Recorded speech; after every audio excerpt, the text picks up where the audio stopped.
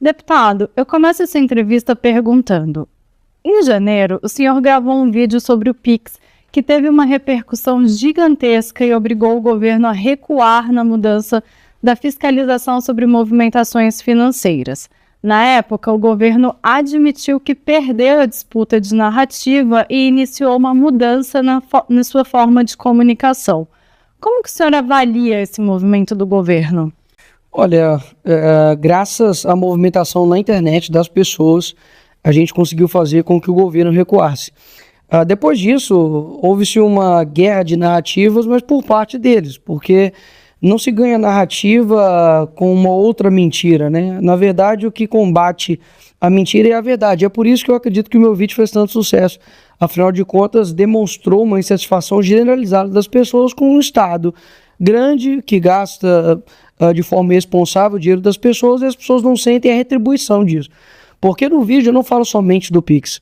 Eu falo a respeito dos gastos da Janja, falo a respeito dos próprios ministros do STF, os gastos que o Lula tem com suas viagens, as promessas que foram feitas e não cumpridas. Então, quem compartilhou o vídeo não foi somente pelo Pix, foi uma insatisfação que já estava sendo alimentada no coração das pessoas. E a comunicação, acredito que deu certo, e o governo recuou, e é uma prova disso. Fico muito feliz de ter ajudado milhões de brasileiros, mesmo não gostando de mim, não precisa gostar de mim, mesmo sendo de direita, de esquerda, de centro. Foi algo que beneficiou todos, principalmente os informais e as pessoas mais pobres. Segurança. Agora a gente está falando muito de comunicação nas redes sociais.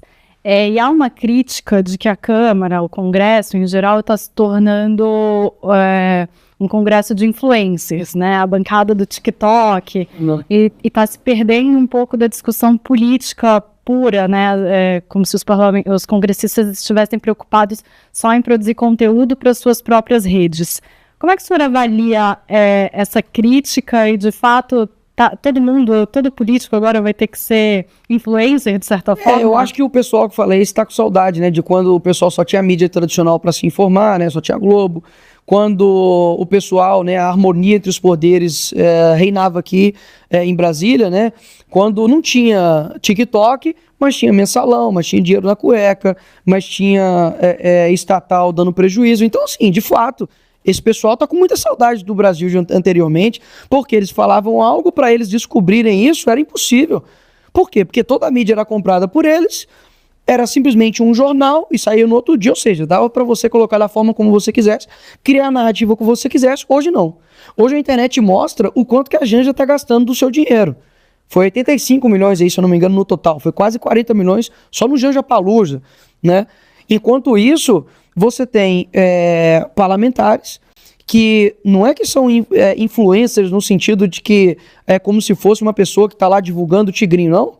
Nós somos de fato influenciadores, e quem não é? E o que eu sinto qual o deputado que não utiliza a rede social hoje? Então o problema não é a rede social, é que eles têm menos seguidores que nós. O Lula, o presidente da República, tem menos seguidores que eu. Na totalidade, então, dá mais. No Instagram, eu acho que foi 5 milhões a mais agora que eu tenho dele. Isso atrapalha, obviamente, todos os planos de quem quer fazer corrupção, de quem quer fazer o Brasil ficar com um Estado grande, preguiçoso, que gasta muito e não preocupa com as pessoas. Porque, no fim das contas, o que eu menos escuto aqui em Brasília é Brasil. Então, assim, o defeito do parlamento são pessoas utilizando a rede social que todo mundo usa. Horas. Isso aí, para mim, é a conversa de quem tá com uma saudadezinha do governo corrupto aí dos anos passados. Vamos fazer algumas perguntas agora, de fatos, para saber a sua avaliação, a sua opinião sobre eles. Há um inquérito sobre fake news no Supremo Tribunal Federal. Qual a sua avaliação sobre isso? Não confio em praticamente nada que o STF decide hoje em dia. Para mim, não existe mais conhecimento jurídico, existe relacionamento jurídico. E há também uma interpretação de que o STF, uma interpretação por parte da população, né, de que o STF tem judicializado muito a política.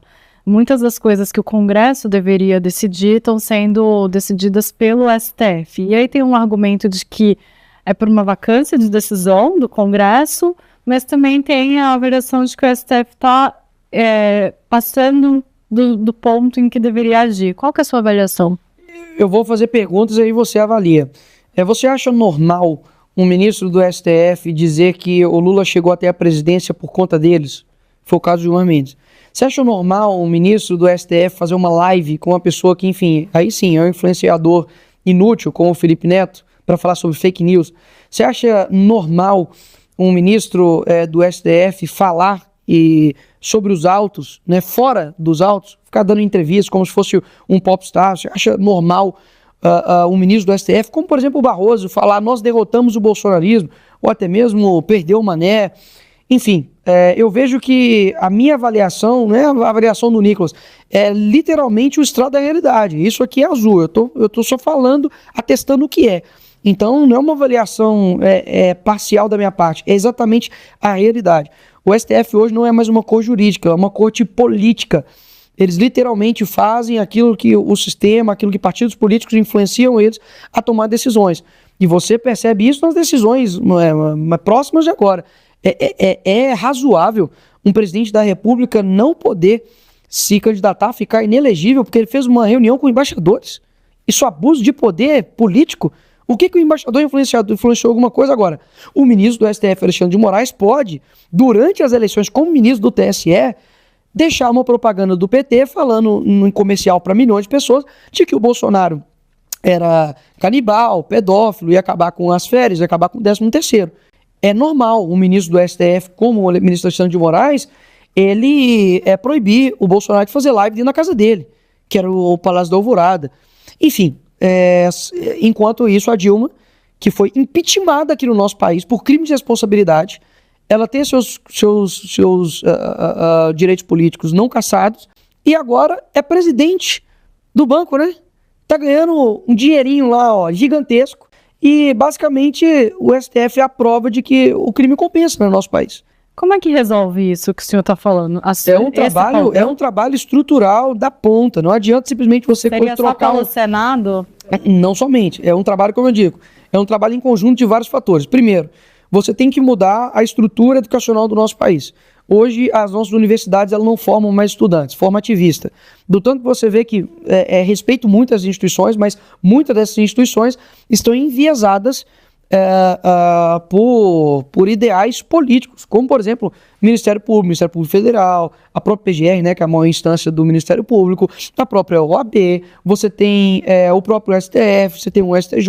São tribunais que existem pessoas extraordinárias dentro desses tribunais, pessoas que realmente defendem um direito. Por um outro lado, digamos assim, de 20 e tantos anos para cá, se tornou-se, infelizmente, a justiça e o direito no nosso país muito político. E você vê isso, poxa, eu esqueci aqui um exemplo clássico. Benedito, o ministro Benedito, quando foi colocada a vitória do Lula no TSE, o microfone estava ligado do Alexandre de Moraes, ele passa e fala assim, missão dada é missão cumprida. Por que até hoje ninguém foi e perguntou para ele aqui, o que você quis dizer com isso? Porque talvez, não sei, talvez vai que o ministro Alexandre de Moraes pediu para ele comprar uma batata frita no supermercado antes, e ele falou, ó, comprei, tá? Missão dada é missão cumprida. Vai que, eu não sei sobre o que ele estava falando. Bem no dia que o Lula, atestado a vitória do Lula, ele fala, missão dada é missão cumprida. Então, peraí, isso é um nível, assim, de escárnio com as pessoas, de falar assim, vocês são um bando de otários, de acreditar, não que... Vou colocar aqui nem a questão de insegurança das urnas, tá? Vou colocar algo, digamos assim, extremamente mais factível aos olhos das pessoas. A condução da eleição foi totalmente parcial. Totalmente.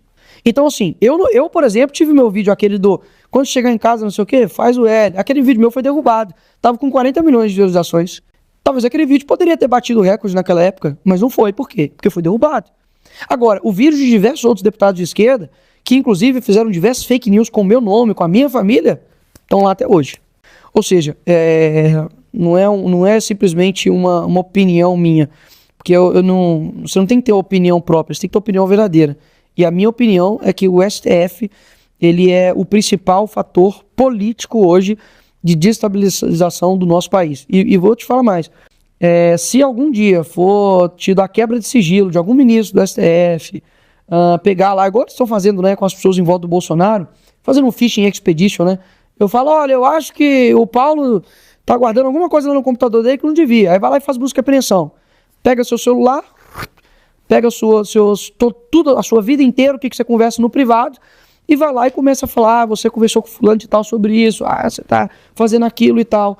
Imagina se a gente fizesse a mesma coisa com o entorno do Bolsonaro que se a gente fizesse com os ministros do STF e o entorno deles. O que sairia de uma conversa do ministro Alexandre de Moraes com Lula? O que sairia nas gravações com Flávio Dino no dia 8? Porque as câmeras sumiram. Assim, ó, as câmeras sumiram.